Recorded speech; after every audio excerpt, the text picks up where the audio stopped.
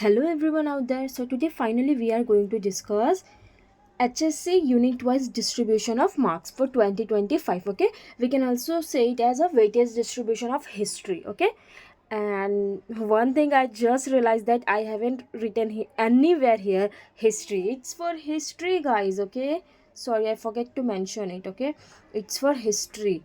So we are going to discuss HSC history unit wise distribution of marks for board exam 2025. Got it clear? Now one more thing कि मैं मुझे ये मिली कहाँ कहाँ से है मुझे ये वेटेज डिस्ट्रीब्यूशन। ओके, सो ये ऑफ कोर्स मुझे महाराष्ट्र बोर्ड का जो ऑफिशियल वेबसाइट है वहीं से मिला है, और उन लोगों ने जो हमें प्रोवाइड किया था ये एज इट इज़ वैसे ही ये 110% जो आपको प्रोवाइड किया गया ऑफिशियल की तरफ से वही मैंने आपको शेयर किया।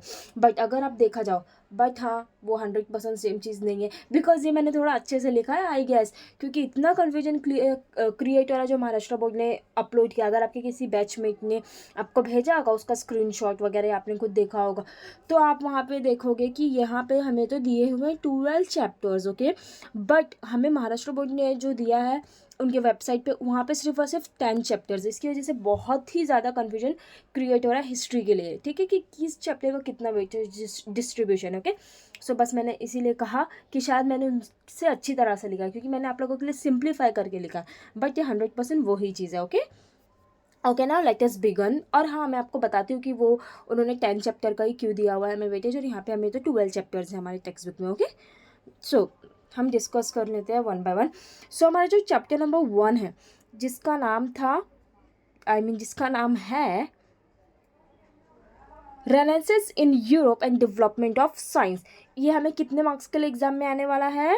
10 मार्क्स के लिए। ओके, 10 मार्क्स के लिए, यानी कि सिर्फ और सिर्फ अगर आपने ये चैप्टर पढ़े तो आप एग्जाम में कितने मार्क्स का पेपर लिख पाओगे? आउट ऑफ 80 10 मार्क्स का, इस तरह से। ओके, ऐसा नहीं होता है कि वो लोग डायरेक्टली जो अच्छा क्वेश्चन लगता है वो ऐड करते जाते हैं क्वेश्चन पेपर में हमारे। No, not at all. Okay, हर चीज़ एक प्लान होती है। आप बोर्ड दे रहे हो, एक बहुत बड़ा एग्जाम है आपके फ्यूचर के लिए भी, आपके करियर के लिए भी, हर एक स्टूडेंट के लिए बहुत मैटर करता है। इसके लिए हर कोई उसे बहुत सीरियसली लेता है, इसलिए हर एक चैप्टर का भी डिस्ट्रीब्यूशन होता है कि कौन से चैप्टर से कितनी चीज़ें आने वाली। ओके, तो इसी तरह से हमारा जो फर्स्ट चैप्टर है renaissance in Europe and development of science, यहाँ पे हमें पूछा जाएगा इसका 10 मार्क्स का क्वेश्चन। ओके, हर जगह वो मिक्स होगा, कहीं आपको एमसीक्यूज में दिख जाएगा, कभी शॉर्ट नोट्स में, कभी आंसर इन डिटेल में, कैसे ना कैसे, लेकिन 10 मार्क्स का पूछेगा ही पूछेगा। Okay, now next chapter is chapter number 2 European colonialism. Okay, ये भी हमें कितने मार्क्स के लिए आएगा?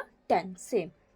Now third one is India and European colonialism. Okay, this one will come for 9 marks. Okay, and fourth one colonialism and the Marathas, ये भी कितने मार्क्स के लिए आएगा? 10 मार्क्स के लिए। ठीक है, आप लोगों को मैंने ऑलरेडी लिख रखा है आगे, आप देख सकते हो उसे। नाउ एक चीज़ मैं आपको बताना चाहूँगी कि देखो चैप्टर नंबर 1, 2 एंड 4 बहुत इंपॉर्टेंट है। इसमें बहुत ऐसे कंटेंट है जो अक्सर एग्जाम्स में आते ही है। ठीक है, एमसीक्यूज वगैरह में, ये वो बहुत सी मैचअप वगैरह में बहुत सी जगहों पे आएंगे। ठीक है, तो chapter sorry chapter 1, 2 and 4 these are important chapters. Okay okay, now question number 5 and मैंने बहुत से एक्सरसाइजेज भी सॉल्व कराई है, इसलिए मुझे क्वेश्चन नंबर बोलने की आदत हो गई है। So chapter number 5 India social and religious reform, and chapter number 6 Indian struggle against colonialism. So जो सारा कन्फ्यूजन आ रहा है कि हमारे तो चैप्टर 12 है, लेकिन हमें बोर्ड ने सिर्फ महाराष्ट्र बोर्ड की वेबसाइट पे 10 चैप्टर का ही वेटेज क्यों मिल रहा है? ओके, तो उसका रीज़न ये है कि यहाँ पे 2 चैप्टर्स को, जैसे कि मैंने किया है, यहाँ पे 2 चैप्टर्स को क्या कर दिया गया? मर्ज कर दिया गया है, यानी कि दोनों चैप्टर मिलके एक हो गए हैं। ओके, और दोनों चैप्टर मिलके, क्योंकि यहाँ पे भी देखो Indian social and religious reform में बहुत स्ट्रगल था। ऐसा नहीं है कि उन्होंने सती प्रथा या फिर पर्दा सिस्टम जो था उसके लिए बस बोला लोगों को कि ये नहीं करना चाहिए, लोग मान गए। हाँ ठीक है, आप कह रहे हो, आप नॉलेजेबल इंसान, हम मान लेते हैं। ऐसा था क्या? नहीं, बहुत ही ज़्यादा क्या हुआ था, उसके लिए स्ट्रगल करना पड़ा था। तो वो तो एक स्ट्रगल है।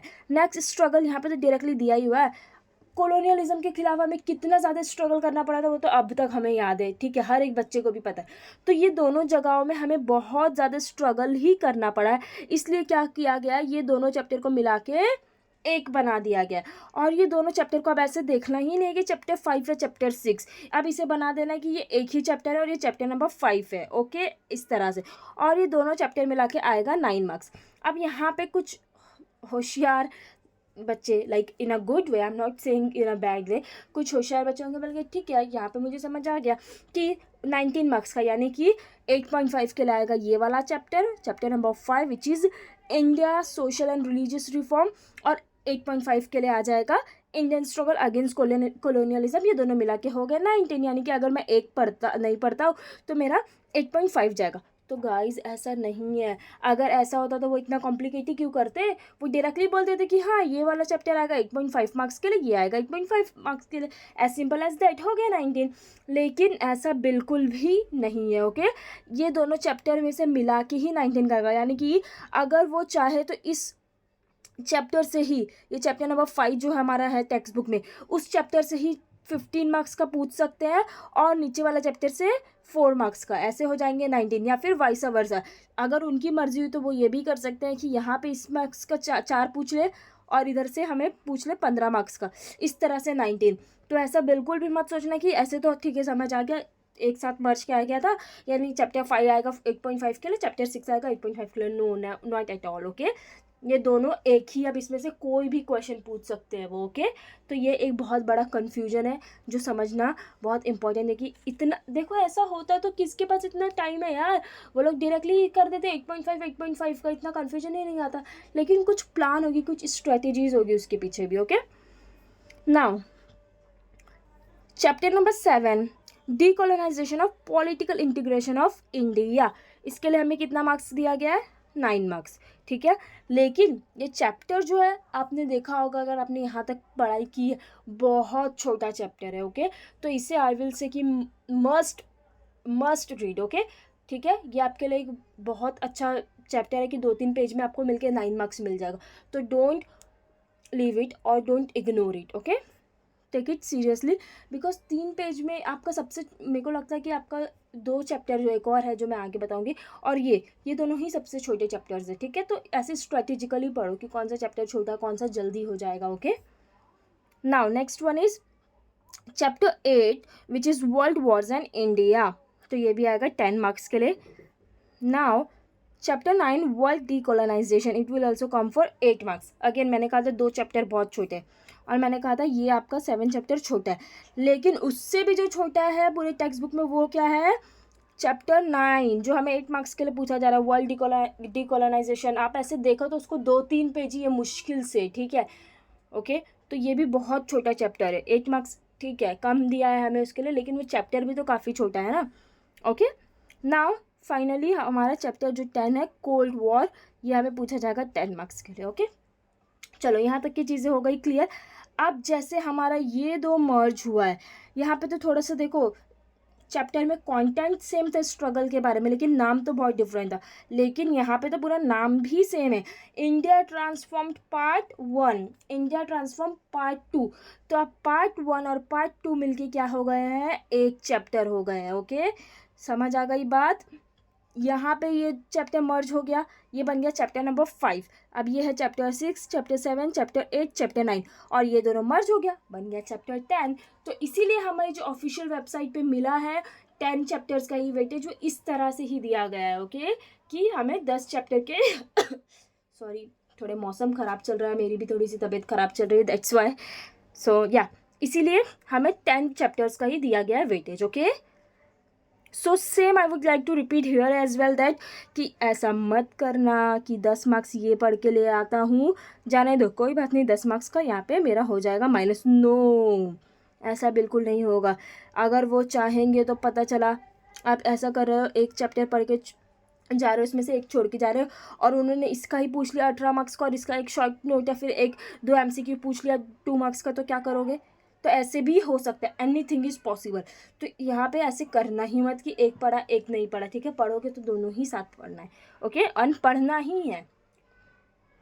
ओके, चलो, तो मैंने आप लोगों को ये सारी चीज़ें, अब आई होप आप लोगों को समझ आ गई होगी। स्टिल अगर कहीं पे भी कन्फ्यूजन लगता है, please ask me in the comment section, I would love to help you out. Okay, ये चीज़ हो गई। अब देखो गाइज, एक और ये मिस्टेक मैंने बताई थी कि ये मत सोचना कि ये दोनों चैप्टर सेम है। ये हो गया क्लियर, ठीक है, अब तक का कन्फ्यूजन मुझे लगता है क्लियर हो गया होगा। बट नेक्स्ट थिंग इज़ कि लाइफ की one of the major mistake अगर आप करोगे तो वो ये होगी कि आप ऐसे पढ़ देते हो चैप्टर 1 2 3 4 5 6 7 8 9 10 11 12, क्योंकि बचपन से हमने ऐसे पढ़ा है। तो ऐसे मत करना please, it will be one of the major mistake of your life. Okay, so इसीलिए क्या करना, सबसे पहले मैंने आपको तो ये बताया कि 3 चैप्टर इंपॉर्टेंट है। ओके, तो ये वो तो हो गए, लेकिन आप कभी भी पढ़ो वेटेज आप निकालो, देखो कि क्या है उसका वेटेज। एंड वेटेज में हमारे अब हमें 1 2 3 4 फॉलो ही नहीं करना है। चैप्टर नंबर क्या होता है भाई हमें पता ही नहीं है बोर्ड तक, ठीक है। अब हमें क्या पता है कि किस चैप्टर का कितना मार्क्स आने वाला है। तो जो चैप्टर सबसे हाईएस्ट पे होगा मार्क्स के हिसाब से वो हमारा चैप्टर 1 होना चाहिए। ओके, तो यहाँ पे सबसे पहले आपने ये सब पढ़ने हैं, ठीक है, जो चैप्टर का सबसे ज़्यादा 10 वेटेज दिया। फिर यहाँ पे देखो मैं आपको, अगर आप थोड़ा सा अपनी स्टडी प्लान करो, हर किसी का अलग अलग हुआ होता है। अब हो सकता है किसी के ऊपर के 5 चैप्टर पढ़ के हुए हो, तो आई विल से कि अरे फिर ये मत छोड़ना, ये बहुत छोटे चैप्टर है, आपको अच्छे से मार्क्स मिल जाएंगे। तो वो उस तरह से आपको खुद ने डिसाइड करना है कि आपका कितना पढ़ के हुआ है, ठीक है।